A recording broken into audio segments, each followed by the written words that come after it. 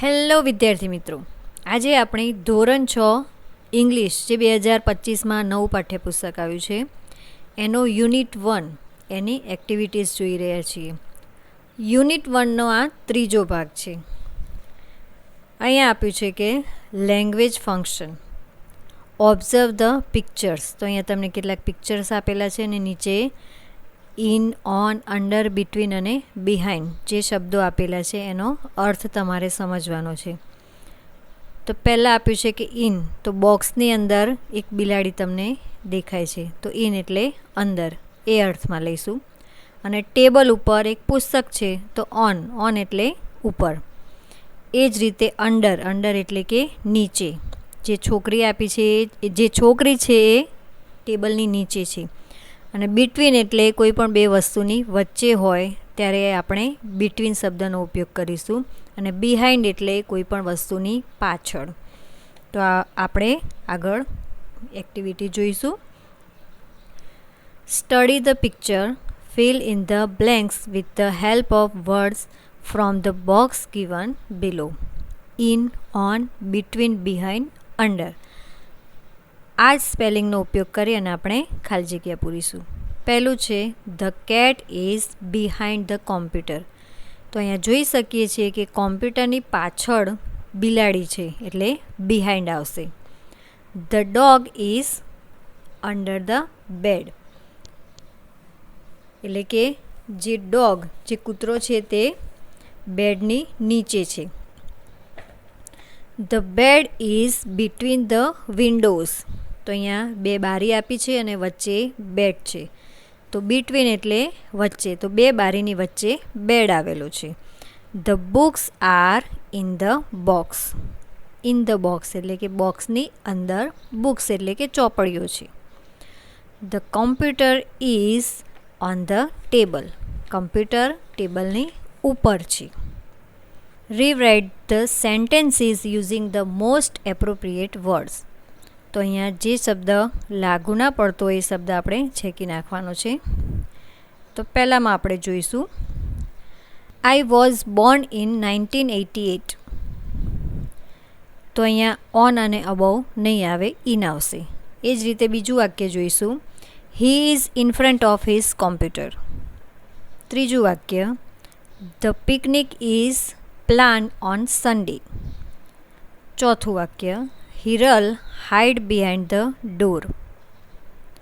Kia સ્વિમ્સ in the pool. Study the pictures and fill in the blanks using the words from the brackets. તો અહીંયા example આપેલું છે અને એક છોકરો દોડતો બતાવ્યો છે. આઈ એમ રનિંગ એટલે કે ક્રિયા ચાલુ છે એટલા માટે રનિંગ શબ્દ આવશે. આઈ એમ રનિંગ એટલે કે હું દોડી રહ્યો છું. ધે આર રનિંગ, તેઓ દોડી રહ્યા છે. તો ધે આર એટલે તેઓ અને આઈ એટલે હું. તો એ જ રીતે નીચે તમે ચિત્ર જોઈ શકો છો, ધ ગર્લ્સ. તો અહીંયા બે છોકરીઓ આપેલી છે, તો આપણે ખાલી જગ્યામાં લખીશું the girls are sitting under the tree. અહીંયા એમ ઇઝ આર જે યોગ્ય હોય તે લખવાનું છે અને પાછળ આઈએનજીનું રૂપ લખવાનું છે. તો ગર્લ્સ એટલે બહુવચન થશે, તો girls are sitting under the tree. બીજું વાક્ય, the painter is wearing a white cap on his head. તો અહીંયા આપણે વેરિંગ લખીશું અને પેઇન્ટર, તો પેઇન્ટર હી સી ઇટ આવે તો પછી આપણે ઇઝ લખવાનો છે, તો અહીંયા ઇઝ વેરિંગ આવશે. એ જ રીતે નીચે આઈ, તો આઈ સાથે એમ આવે એટલે લખીશું કે I M walking on the path. વોકનું થશે walking. fill in the blanks using the words from the brackets.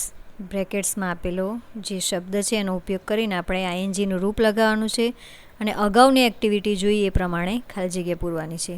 પહેલું આપ્યું છે કે I am going to watch a movie at the theatre. બીજા વાક્યમાં લખીશું વી આર પ્લેઇંગ. વી એટલે બહુવચન, તો બહુવચન સાથે આર આવશે, તો we are playing in the nearby park. ત્રીજું વાક્ય, Pratham is singing at the function. સિંગનું થશે સિંગિંગ અને પ્રથમ પછી આવશે ઇઝ. ચોથું વાક્ય ગર્લ્સ આર પ્લેઇંગ ચેસ. તો અહીંયા ગર્લ્સ બહુવચન છે તેથી આર આવશે. પાંચમું વાક્ય the teacher is teaching the students. છઠ્ઠું વાક્ય આઈ એમ રીડિંગ. આઈ સાથે હંમેશા એમ આવે. Study the example and make sentences. શિક્ષક વર્ગને 8 જૂથમાં વિભાજિત કરશે. 5 મિનિટનો સમય આપી ઉદાહરણ મુજબ વાક્યો લખવા કહેશે. જે જૂથ વધુ વાક્યો લખશે તે જૂથ સેન્ટેન્સ ચેમ્પિયન જૂથ તરીકે વિજેતા બનશે. એક્ઝામ્પલ આપ્યું છે કે I am reading a newspaper, he is playing kho kho, you are eating fruits. તો અહીં નીચે તમને એક ટેબલ આપ્યું છે ને એમાં જે શબ્દ આપ્યા છે એનો ઉપયોગ કરી અને આપણે ઉદાહરણ મુજબ વાક્યો બનાવીને લખવાના છે. તો આ રીતે લખીશું. She is walking on the footpath. Dwija is playing kabaddi. A monkey is jumping in the jungle. We are writing a letter. You are eating laddus. they are playing on the platform. Chintan and Manan are reading a magazine. તો આ રીતે વાક્યો બનાવવાના છે. Vocabulary એટલે કે શબ્દ ભંડોળ. Find the words in the grid from hygiene word search. Circle them and write sentences. Hygiene word search. તો અહીંયા કેટલાક હાઇજીન વર્ડ તમને આપેલા છે અને એ તમારે શોધવાના છે. જેમ કે bath, clean, brush, scrub, soap, water, napkin, wash, comb અને ટોવેલ. તો અહીંયા આપણે એ શબ્દો જોઈશું. તો અહીં ગ્રીડમાં તમને એ શબ્દો હાઇલાઇટ કરેલા છે અને એ શબ્દો પરથી આપણે વાક્યો બનાવવાના છે. એક્ઝામ્પલ આપેલું છે brush. We should brush our teeth twice a day. તો આ રીતે આપણે વાક્યો લખીશું. Soap. We should use soap to clean our hands properly. Bath એટલે કે નાહવું. We should take a bath every day to stay fresh. તો આપણે ફ્રેશ રહેવા માટે દરરોજ સ્નાન કરવું જોઈએ. કોમ એટલે કે વાળ ઓળવા, માથું ઓળવું. વી શુડ કોમ અવર હેર નીટલી એવરી મોર્નિંગ એટલે કે દરરોજ આપણે સરસ રીતે આપણા વાળ ઓળવા જોઈએ. Water. We should drink clean water to stay healthy. જો આપણે સ્વસ્થ રહેવું હોય તો આપણે પાણી પીવું જોઈએ. ક્લીન વોટર એટલે કે શુદ્ધ પાણી, ચોખ્ખું પાણી પીવું જોઈએ. Towel. We should wipe our face with a towel after washing it. Napkin. We should carry a napkin to keep our self clean. Scrub. We should scrub our body gently while bathing. Wash. We should wash our hands before eating food. Clean. We should use a brush to clean our teeth. Fill in the blanks with the most appropriate words from the brackets. તો અહીંયા બ્રેકેટ્સમાં કેટલાક શબ્દો આપ્યા છે. Weight, energy, vitamins, healthy અને calories. પહેલી ખાલી જગ્યા આપી છે. Healthy food provides nutrients. બીજું વાક્ય છે fruits are good sources of vitamins A, C and D. ત્રીજું વાક્ય eating too much sugar can lead to gain weight. ચોથું વાક્ય junk food contains much calories. પાંચમું વાક્ય healthy snacks give energy to our body. Arrange the letters and make meaningful words. Write appropriate numbers. અહીં તમે જોઈ શકો છો કે ચોરસમાં કેટલાક શાકભાજી આપ્યા છે અને નીચે એ શાકભાજીના આડાઅવળી અક્ષરો છે. એ અક્ષરો આપણે ગોઠવી અને એને સ્પેલિંગ બનાવવાનો છે એ શાકભાજીનો. અને જે શાકભાજીનો સ્પેલિંગ થતો હોય એ નંબર તમારે ખાનામાં લખવાનો છે. જેમ કે પહેલું જ છે ટોમેટો. તો અહીંયા ટોમેટો આગળ 1 નંબર લખ્યો છે. તો એવી જ રીતે આગળ જોઈશું પોટેટો. તો તો પોટેટો હોય ત્યાં 2 નંબર.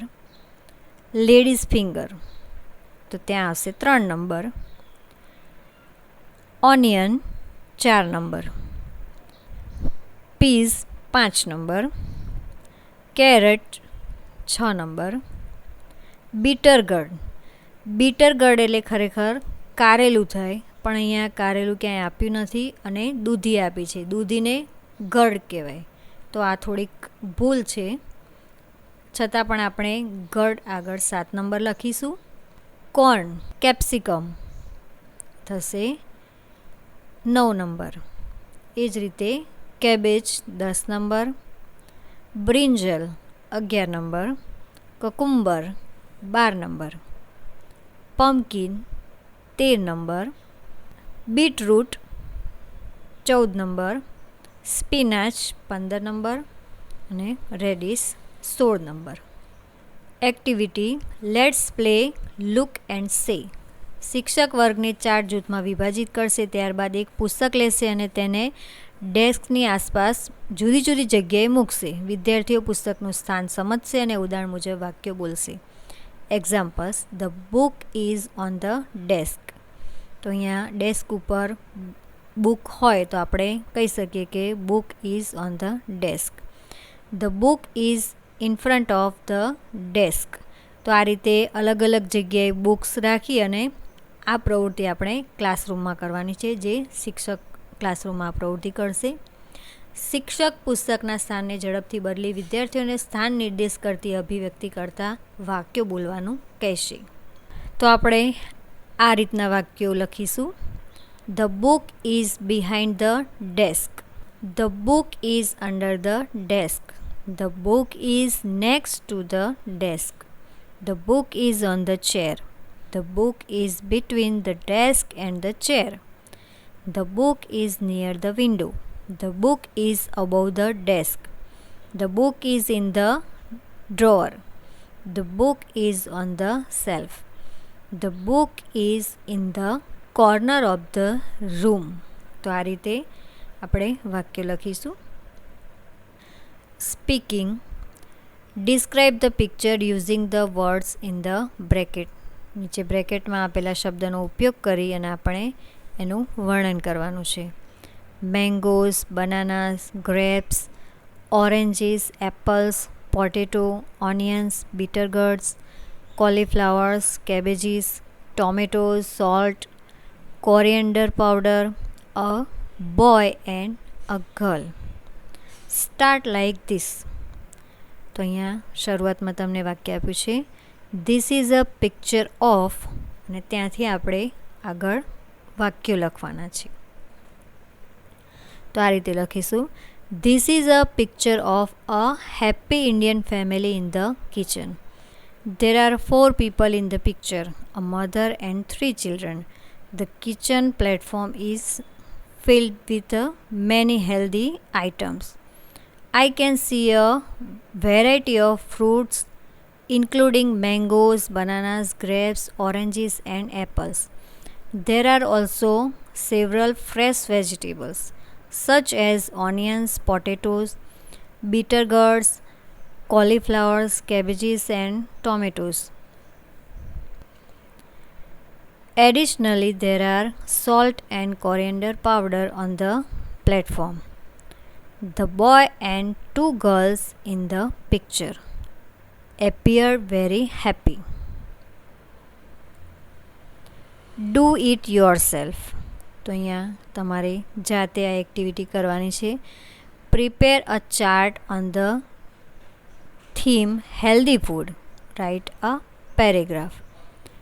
હેલ્ધી ફૂડ એ થીમ પર તમારે એક પેરેગ્રાફ લખવાનું છે કે કયા કયા ફૂડને હેલ્ધી કહી શકાય. તો એ તમારે આ પેરેગ્રાફ જાતે લખવાનો છે. તો અહીંયા આપણે આ પાઠની બધી જ પ્રવૃત્તિ પૂર્ણ કરી અને તમને આ વિડીયો કેવું લાગ્યો અમને જરૂરથી જણાવજો અને અમારી ચેનલને લાઇક, શેર અને સબસ્ક્રાઈબ કરજો. ધન્યવાદ.